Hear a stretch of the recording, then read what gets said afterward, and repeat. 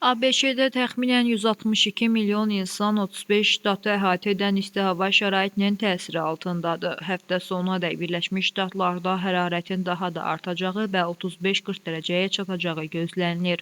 NBC News telekanalının məlumatına görə Boston, New York, Filadelfiya, Baltimore, Vaşinqton, Chicago, Minneapolis, St. Louis, Nashville, Tennessee, Atlanta, Orlando, Florida və Cleveland şəhərləri, həmçinin Kolumbiya dairəsi ən çox risk altında olan bölgələrdir. Meteoroloqlar bazar ertəsi günortadan sonra Chicagoda temperaturun 33 dərəcə olduğunu, çərşənbə gününə isə pik həddə çataraq 38-43 dərəcə arasında dəyişəcəyini bildirib.